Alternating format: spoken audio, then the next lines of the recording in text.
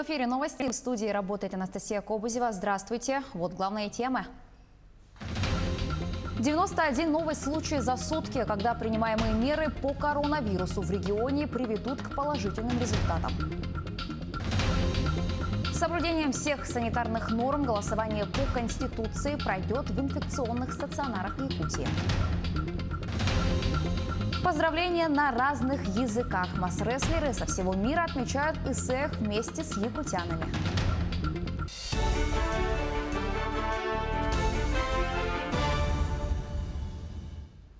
«91 новый случай коронавируса выявлен в Якутии за сутки. Это максимум за последние 2 недели. 70 заболевших в Якутске, по 4 в Мегино-Кангаласском, Намском и Усть-Алданском районах. 3 случая в Ленском районе, 2 в Верхневилюйском, по 1 в Амгинском, Вилюйском, Горном, Тампонском районах. По словам главы региона Айсена Николаева, в ряде районов коронавирусная инфекция продолжает распространяться. Но если строго соблюдать все ограничительные меры, то ситуацию можно изменить в корне, как, например, в селе Салбанцы Намского района. Нам удалось на сегодняшний день ситуацию полностью взять под контроль. Болезнь локализована, осталось несколько больных. За последние 10 с лишним дней уже ни одного больного нового не зафиксировано. Поэтому по представлению главного санитарного врача я принял решение, и сегодня выйдет указ об отмене режима карантина по селу Салбанцы Намского улуса. 65% от общего количества заболевших коронавирусом в Якутии полностью выздоровело. Это хороший показатель. За сутки из стационаров выписались 133 человека. Об этом также сказал глава региона в ходе очередного брифинга.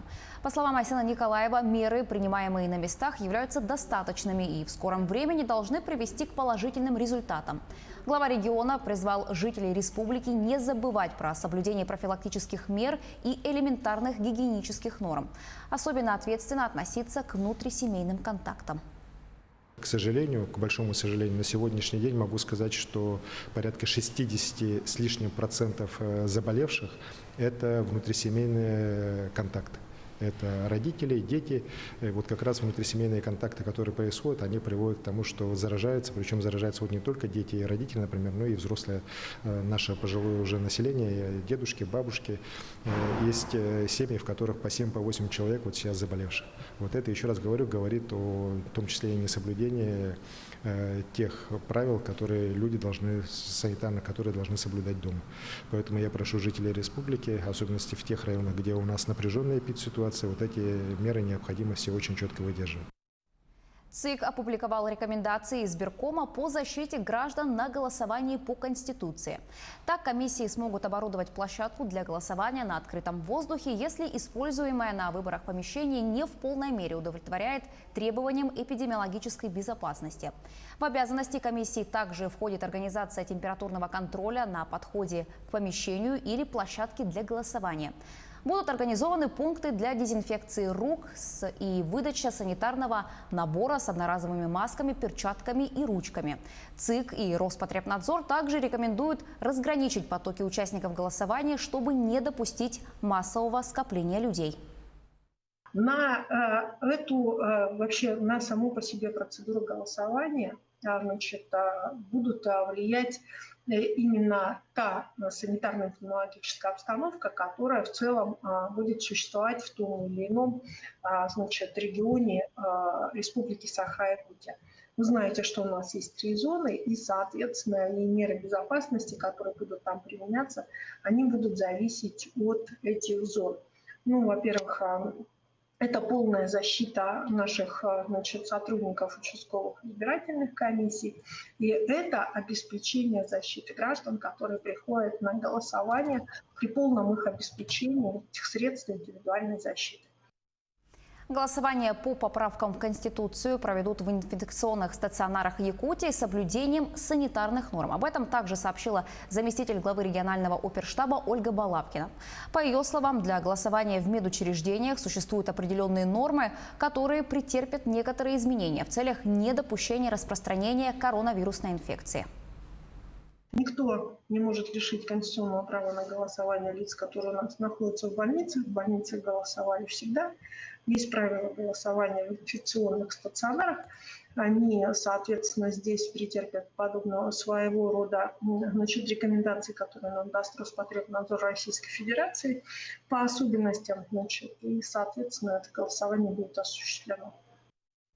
Общероссийское голосование по поправкам пройдет 1 июля. Исполнить гражданский долг можно не по месту регистрации.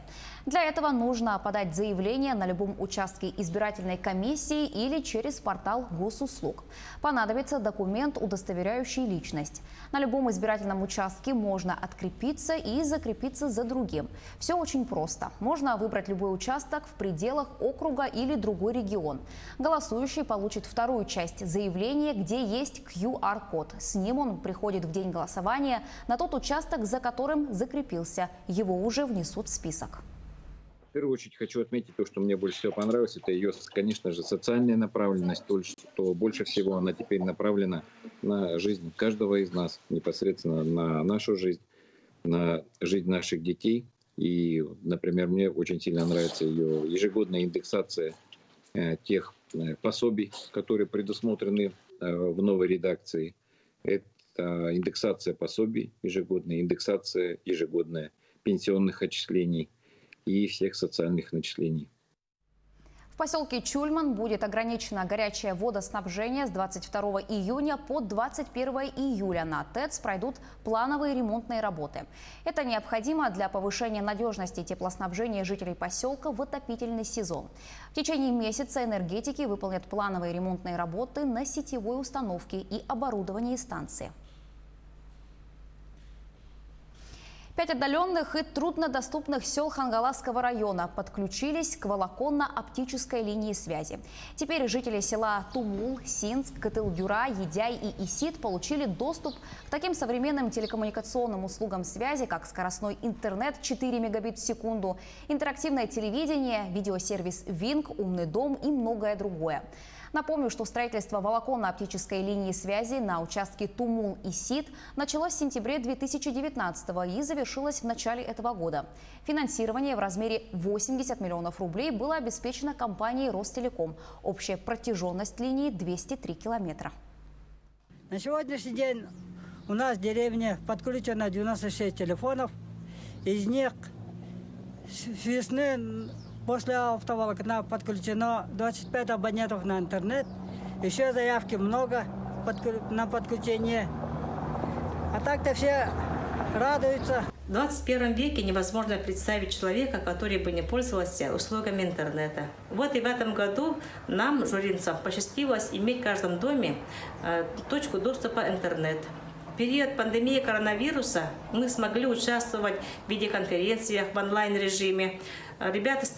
Студенты учились дистанционно, а также учащиеся смогли учиться в образовательной платформе учи.ру.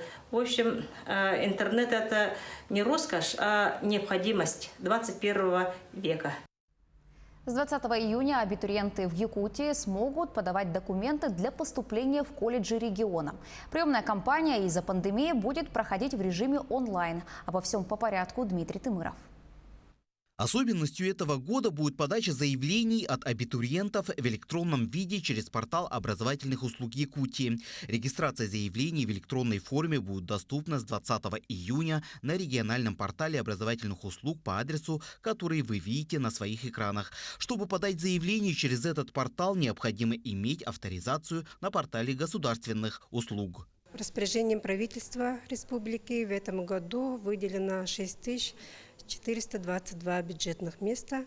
Из них половина на базе среднего и половина на базе 9 класса. Напомним, что все профессиональные образовательные организации региона к приемной кампании этого года начали готовиться еще с марта, где были внесены ряд изменений, а также привели в норму все свои интернет-ресурсы и электронные площадки. Приемная кампания нашей образовательной организации начала работу с 1 марта. На сегодняшний день подкорректированы наши творческие испытания под дистанционный формат приема. Абитуриент с ними может ознакомиться на нашем сайте. С 20 июня все профессиональные учебные заведения региона начинают прием документов. Те СУЗы, у которых имеется обязательство по приему творческих заданий, будут принимать документы от абитуриентов до 15 августа. Остальные средние профессиональные учебные заведения будут принимать электронные заявления до 25 августа включительно. В связи со сложившейся ситуацией, то есть пока не сняты ограничения и соблюдаются все меры касаемо самоизоляции, то на сегодняшний день то есть рассматривается дистанционная форма поступления, в том числе и сдачи творческих испытаний, то есть посредством Zoom, социальных сетей будет вестись творческое испытание. Нынче на основании приказа министра просвещения Российской Федерации мы будем принимать документы в основном через государственный портал. Можем принять через федеральную почтовую связь, а также через электронную почту образовательного учреждения. Какие требования должны быть? Что сдает, необходимый пакет документов от абитуриента – это копия паспорта, копия аттестата и 4 фотографии 3×4. После приема документов где-то числа 30-31 августа выйдет приказ о зачислении. Тогда абитуриент предоставляет оригинал аттестата, а также медицинскую справку 086У.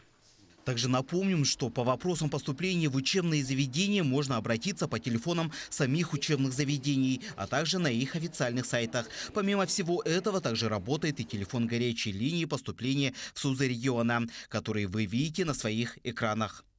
Дмитрий Тымыров, Владимир Павлов, Якутск. В России может появиться новое пособие для матерей и отцов, воспитывающих детей в одиночку. С таким предложением выступил Национальный родительский комитет. Инициатива уже поступила в Госдуму и правительство России. По словам председателя родительского комитета Ирины Волынец, из-за пандемии коронавируса в стране сложилась непростая экономическая ситуация. Государство уже выделило средства на пособие детям разных возрастов, однако родители-одиночки остаются незащищенной социальной группой. Предположительно, дополнительное пособие может стать ежемесячным до конца этого года. Его размер предлагается рассчитывать, исходя из прожиточного минимума, не ниже 2 на члена семьи. Сегодня свой день рождения отмечает немецкий профессор-этнолог Улли Йохансен. Ее имя широко известно в Европе, США и научных центрах России. Труды Улли Йохансен хорошо известны и в Якутии. Ее первое диссертационное исследование 1954 года было посвящено анализу орнаментики якутов. И уже тогда его по достоинству оценили как европейские, так и российские ученые. Книга «Орнаментальное искусство якутов. Историко-этнографическое исследование» впервые на русском языке издана Музеем музыки и фольклора народов Якутии в 2008 году. Тогда же автор приехала в республику и встретилась с основным адресатом своей книги – с якутами.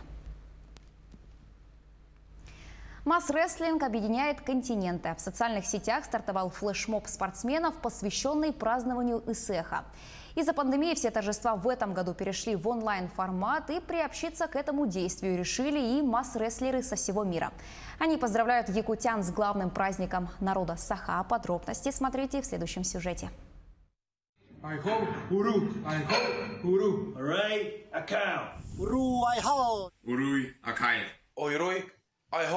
Уруй, 40 стран, 5 континентов, масс-рестлеры со всего мира объединились в преддверии Исеха. Именно в эти дни, когда мир сотрясают нешуточные страсти на расовой почве, масс-рестлеры мира показывают пример единения, дружбы и солидарности. Чемпионат мира по масс-рестлингу в этом году должен был состояться в Якутске именно во время празднования Исеха Туймады. Сотни лучших спортсменов из десятков стран должны были собраться на эти состязания. Но коронавирус испортил все планы. Правда, атлеты все равно решили отметить вместе с якутянами праздник лета. Они запустили флешмоб со своими поздравлениями. Я хочу пожелать вам от Федерации масс-рестлинга США и Северной Америки счастливого празднования Исеха. Я знаю, что этот праздник не будет таким, как в прошлые годы, из-за ограничительных мер, необходимых для борьбы с коронавирусом. Цель данного проекта – проявление солидарности с якутским народом и в это непростое для нас всех время и выражение уважения к родине масс-рестлинга. В акции участвуют спортсмены и руководители национальных федераций. При этом они выражают желание вновь собраться в Якутии и порадовать якутского зрителя своими бескомпромиссными поединками. Сегодня масс-рестлинг действительно становится международным видом спорта. Ежегодно около 200 соревнований проводятся по всему миру. К сожалению, из-за эпидемии коронавируса отменились состязания, намеченные на первую половину года. Но профессионалы, болельщики и эксперты надеются, что зрелищные схватки по перетягиванию палки мы увидим в сентябре на масштабных играх стран Содружества СНГ, которые должны пройти в Казани. 2500 спортсменов из 11 стран будут бороться за медали в 21 дисциплине, среди которых есть и масс-рестлинг. Максим Кардозу, Виктор Олесов, Москва, Якутск, США. Таковы новости к этому часу. Не переключайтесь, оставайтесь на нашем телеканале.